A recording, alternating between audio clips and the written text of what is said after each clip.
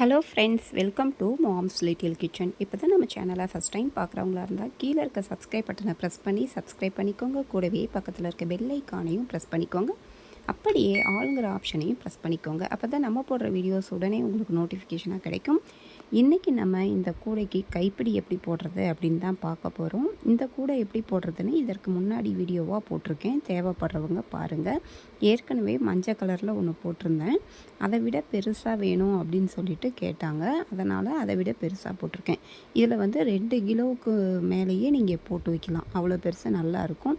Return gift கொடுக்கலாம். ஒரு 1.25 கட்டுலேருந்து 1.5 கட்டு வரைக்கும் ஒயர் தேவைப்படும். நீங்கள் 2 ரோல் வாங்கிக்கிட்டிங்கன்னா 1.25 ரோல் அந்த மாதிரி தேவைப்படும். கைப்பிடியோடு சேர்த்து 1.5 வந்துடும். இப்போ 6 அடியில் 5 ஒயர் நான் கட் பண்ணி எடுத்திருக்கேன். இந்த கைப்பிடி போடுறதுக்கு ஒரு ஒயர் உள்ளார ஒரு ஒயர் வச்சுக்கோங்க. இந்த மாதிரி 5 ஒயரையும் இந்த மாதிரி சமமாக வச்சுக்கோங்க. வச்சுட்டு எங்கேருந்து ஸ்டார்ட் பண்ணலாம், 4 கார்னரும் நமக்கு ஒரே மாதிரி தான் இருக்கும். இந்த நெல்லிக்காய் முடிச்சு போட்டிருக்கோம் பாருங்கள், அந்த நெல்லிக்காய் முடிச்சிலேருந்து அப்படி எண்ணிகிட்டே வந்தீங்கன்னா 9 4 விட்டுட்டு சென்டர் ஒரு நாட் இருக்கும். அந்த நாட்டிலிருந்து சைடில் இந்த பக்கம் ஒரு லைன், அந்த பக்கம் ஒரு லைன் எடுத்துக்கோங்க. மொத்தம் 3 லைனாக எடுத்துக்கோங்க. ஏன்னா ஒத்த படையில் முடிஞ்சிருக்கும், அதனால் நமக்கு 2 லைனில் போட முடியாது. அதனால் 3 எடுத்துக்கலாம். சென்டர் ஒரு லைன் வரும், அதுக்கும் பக்கத்தில் இந்த பக்கம் ஒரு லைன், அந்த பக்கம் ஒரு லைன். இப்போ சமமாக வச்சுக்கோங்க, 2 பக்கமும் சமமாக இருக்கணும் ஒயரு. இப்போது ஒரு ஒயர் ரைட்லேருந்து ஒரு ஒயர், லெஃப்ட்லேருந்து ஒரு ஒயர் எடுத்து வச்சாச்சு. ஏற்கனவே இருக்கிற ஒயர் வந்து மேலே இருக்கிறதுனால அடுத்த ஒயர் அடியில் எடுத்தோம். இப்போ இந்த பக்கம் பாருங்கள், மேலே கீழே அப்படின்னு இந்த கைக்கு வந்துருச்சு. இப்போ பாருங்கள், மேலே இந்த பக்கம் கீழேன்னு இந்த கைக்கு வந்துருச்சு. மறுபடியும் இந்த பக்கம் எடுக்கணும். ஏற்கனவே இருக்கிற ஒயர் எங்கே இருக்குதுன்னு பாருங்கள். ஏற்கனவே இருக்கிற ஒயர் வந்து மேலே இருக்கிறதுனால இப்போ அடியில் எடுக்கிறோம். அடியில் வழியாக எடுத்துகிட்டு வந்து மேலே கீழேன்னு இந்த கைக்கு வந்துருச்சு.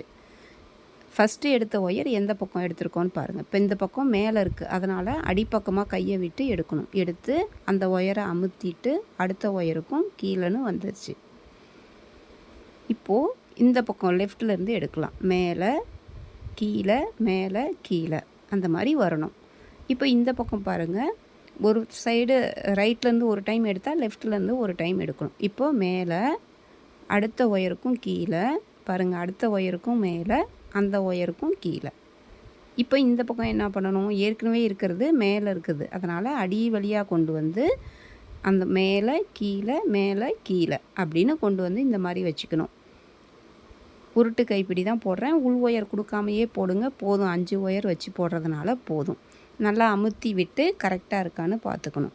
இப்போ எந்த பக்கம் தூக்கிட்டுருக்குன்னு பாருங்கள். லெஃப்ட் சைடு இப்படி தூக்கிட்டுருக்கு. அப்போது அந்த ஒயரை அடிப்பக்கமாக பாருங்கள் கொண்டு தள்ளி விட்டு, கையால் தள்ளி விட்டு இந்த ரைட் சைடு லாஸ்ட் ஒயரை தள்ளி விட்டுட்டு 4வது ஒயருக்கும் மேலே, 3வது ஒயருக்கும் கீழே, 2வது ஒயருக்கு மேலே, ஃபஸ்ட்டு ஒயருக்கும் கீழே அப்படின்னு லெஃப்ட்டுக்கு வந்துருச்சு. இப்போ என்ன பண்ணணும், ரைட்லேருந்து அடிப்பக்கமாக கொடுக்கணும். ஒரு டைம் லெஃப்ட்லேருந்து கொடுத்தா அடுத்து ரைட்லேருந்து, ரைட் சைட்லேருந்து வந்து அடிப்பக்கமாக கொண்டு வந்து லாஸ்ட்டு ஒயரை 5வது ஒயரை தள்ளி விட்டு 4வது ஒயரை அமுக்கணும். அந்த கேப்பில் கொண்டு வந்து 4வது ஒயருக்கும் மேலே, 3வது ஒயருக்கும் கீழே, 2வது ஒயருக்கும் மேலே, ஃபஸ்ட்டு ஒயருக்கும் கீழேன்னு ரைட் சைடு வந்துருச்சு. இப்போ என்ன பண்ணணும், நல்லா அந்த மாதிரி இழுத்துக்கோங்க ஒவ்வொரு டைமும். இப்போ அடிப்பக்கமாக லெஃப்ட்லேருந்து கொண்டு வந்துட்டு அடிப்பக்கமாக தள்ளியிருக்கேன் பாருங்கள், லாஸ்ட்டு ஒயரை தள்ளி விடணும். இப்போ பாருங்கள் காட்டுறேன். இந்த ஒயரை அடிப்பக்கமாக தள்ளி பாருங்கள், லாஸ்ட்டு ஒயரை 5வது ஒயருக்கும் 4வது ஒயருக்கும் இடையில எடுக்கணும். இடையில கொண்டு வந்து அடிப்பக்கமாக கொண்டு வந்து 2 ஒயருக்கும் இடையில எடுத்துட்டு 4க்கும் மேலே, அப்புறம் கீழே, மேலே கீழே அப்படின்னு இந்த சைடு வந்துடணும். இதே மாதிரியே தான் ஒரு பக்கம் வலது கையிலேருந்து கொடுத்தீங்கன்னா ஒரு டைம் இடது கையிலேருந்து அடிப்பக்கமாக கொண்டுட்டு வரணும். அடிப்பக்கமாக கொண்டு போகிறீங்க, அடிப்பக்கமாக அந்த ஒயரை தள்ளி லாஸ்ட் ஒயரை கொண்டு போய் அந்த 2 ஒயருக்கும் லாஸ்ட்டில் இருக்க 2 ஒயருக்கும் இடையில கொண்டுட்டு வந்து அந்த 4வது ஒயரை அமுக்கணும். அவ்வளவுதான். அதுக்கப்புறம் அதே மாதிரியே கீழே மேலே, கீழே மேலேன்னு வரணும். பாருங்கள், இதே மாதிரியே கொஞ்சம் தூரம் போட்டுட்டு வாங்க. அந்த கூடையோட நுனி பகுதி வரும்போது மட்டும் ஒரே ஒரு டைம் வலதுலேருந்து ஒரு டைம் இடதுலேருந்து ஒரு டைம் கூட உள்ளார விடணும். அந்த சென்டர் லைன் இருக்கும், நடு லைனில் மட்டும் விடுங்க. நடு லைனில் அந்த கேப்பில் விடுங்க. அடியில் பாருங்கள், அந்த கூடை வந்து 3 லைனில் நம்ம எடுத்துருக்கோம்ல, அப்போ சென்டர் லைன் நடு லைனில் அந்த ஓட்டையில் விட்டு இந்த பக்கம் ஓட்டையில் எடுத்துகிட்டு வந்துடுங்க. அடியில் கொடுக்கறதுக்கு பதிலாக அந்த கூடைக்குள்ளார கொடுக்குறோம். ஏன்னா அப்போ தான் கூடை கைப்பிடி வந்து வளைஞ்சி விழாமல் அப்படியே மேலேயே நிற்கிற மாதிரி இருக்கும். அதுக்காக அதே மாதிரி தான் அந்த ஓட்டையிலேருந்து மேலே எடுத்துகிட்டு வந்துட்டு 2 ஒயருக்கும் இடையில கொண்டுட்டு வந்து அதே மாதிரி பண்ணணும். இப்போ இந்த சைடும் அதே மாதிரி லெஃப்டில் இருந்தும் அதே ஹோல்ஸில் எந்த ஓட்டையில் விட்டோமோ அதே ஓட்டையில் இந்த பக்கத்தில் இருந்தும் ஒரு டைம் விட்டு அந்த சென்டர் லைன் ஓட்டையில் எடுத்துகிட்டு வந்துடுங்க. ஒயர் வந்து வளைஞ்சிக்காமல் பார்த்துக்கோங்க. எடுக்கும்போது உள்ளார திரும்பிக்கக்கூடாது, மடங்கி நிற்கக்கூடாது. ரஃப் சர்ஃபேஸ் தெரிஞ்சிடாமல், பள்ளம் பகுதி தெரியாமல், வளவள பகுதி இருக்கா அப்படின்னு பார்த்துக்கோங்க. சொரசொரப்பு பகுதி இல்லாமல் அந்த உள்ளார இழுக்கும்போது அந்த மாதிரி மாறி வந்துடக்கூடாது. இந்த மாதிரி நல்லா இழுத்துக்கோங்க. பாருங்கள், இப்படி தள்ளி விட்டு உள்ளார மடங்கியிருக்கான்னு பாருங்கள், திருப்பி விடுறேன். நல்லா வளவள பகுதி தெரிகிற மாதிரி. இப்போ லாஸ்ட்டு ஒயரை தள்ளி விட்டுட்டு 4வது ஒயருக்கும் மேலே, 3வது ஒயருக்கும் கீழே, 2வது ஒயருக்கும் மேலே, ஃபஸ்ட்டு ஒயருக்கும் கீழே அப்படின்னு இந்த கைக்கு கொண்டு வந்தாச்சு. நல்லா இந்த மாதிரி டைட்டாக இழுத்து விட்டுக்கோங்க, கூடையோட நெருக்கமாக இருக்கிற மாதிரி. இப்போ இதுக்கு மேலே கூடை உள்ளார விட வேண்டாம். சும்மா ஜஸ்ட்டு அடிப்பக்கமாக விட்டு விட்டு வலதுலேருந்து ஒரு டைம், இடதுலேருந்து ஒரு டைம் அந்த மாதிரி விட்டு எடுத்துகிட்டே வாங்க. பின்னிக்கிட்டே வந்துட்டு நான் காட்டுறேன். இதே போலவே பின்னிட்டு வரணும். இப்போ நான் பின்னி காட்டியிருக்கேன்ல, இதே மாதிரியே நீங்கள் உங்களுக்கு எவ்வளோ ஹைட்டு வேணுமோ அந்த ஹைட்டுக்கு பின்னிட்டு வாங்க.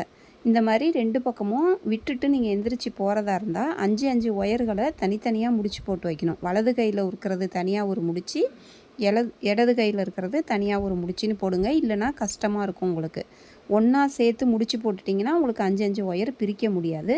இப்போ இந்த பக்கம் பாருங்கள், சென்டர் லைன் இந்த மாதிரி நடு லைன் பார்த்துக்கோங்க. நடு லைன் பார்த்துக்கிட்டு அந்த கேப்பில் விடணும். இப்போ நான் கை வச்சு காமிச்சேன் பாருங்கள், அந்த மாதிரி. அதே மாதிரி கீழே அந்த வயலட் கலர் ஒயர் வந்து நான் மார்க் பண்ணி வச்சுருக்கேன். அந்த பக்கம் எந்த இடத்துல ஆரம்பித்தோமோ அதுக்கு நேராக இந்த பக்கமும் நீங்கள் மார்க் பண்ணி வச்சுக்கோங்க. பாருங்கள், இந்த மாதிரி ஃபஸ்ட்டு ஒயர் திரும்பிக்கக்கூடாது. திரும்பிக்காமல் வளவள பகுதி தெரிகிற மாதிரி பார்த்துக்கணும்.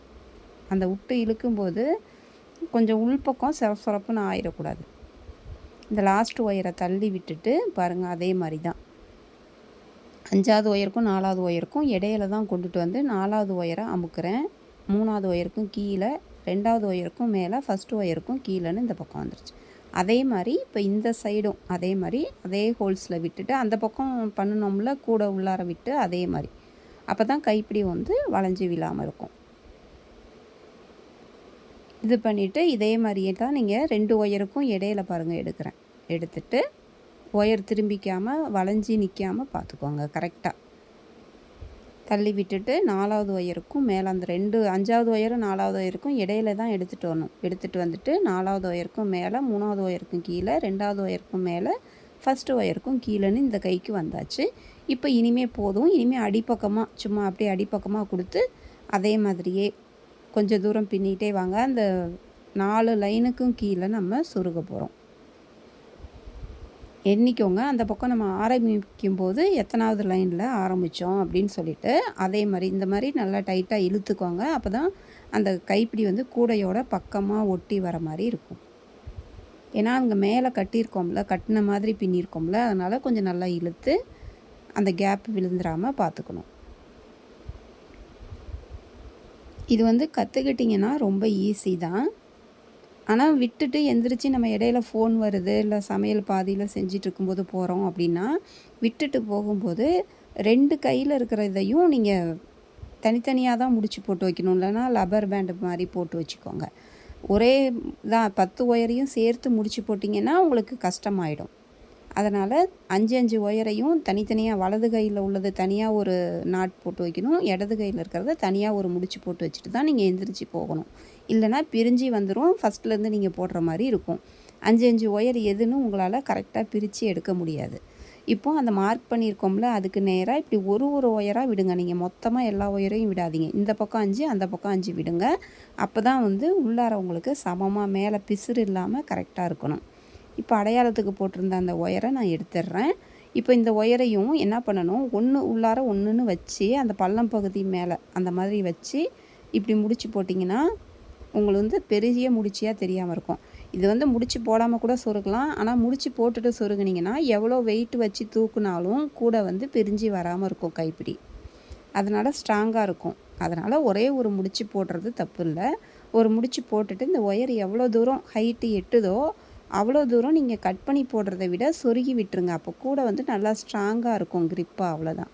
நல்லா நீட்டமாக சொருகுங்க. அப்படி இல்லைன்னா சைடில் கூட சொருக முடிஞ்சால் சொருகுங்க. முடிஞ்ச வரைக்கும் நான் கட் பண்ணாமல் எல்லா ஒயரையும் பாருங்கள் சொருகி விட்டுட்டேன். கூட வந்து ரொம்ப நல்லா வந்திருக்கு. நீங்கள் ரிட்டன் கிஃப்டாக நவராத்திரி கோலு டைமில் ரிட்டன் கிஃப்டாக கொடுக்கும்போது யூஸ்ஃபுல்லாக இருக்கும். இந்த மாதிரி கொஞ்சம் கொடுக்கும்போது அவங்க வீட்டில் ஃப்ரூட் பேஸ்கெட்டாக யூஸ் பண்ணிக்குவாங்க. டைனிங் டேபிள் மேலே கூட வச்சுக்கலாம். பக்கத்தில் இருக்க கடைகளுக்கும் எடுத்துகிட்டு போகலாம். பூஜை கூடையாகவும் யூஸ் பண்ணிக்கலாம். நீங்களும் போட்டு பாருங்கள். லைக் பண்ணுங்கள், ஷேர் பண்ணுங்கள், சப்ஸ்கிரைப் பண்ண மறந்துடாதீங்க. ஹைப்புன்னு இருக்கும், அதையும் பண்ண மறந்துடாதீங்க.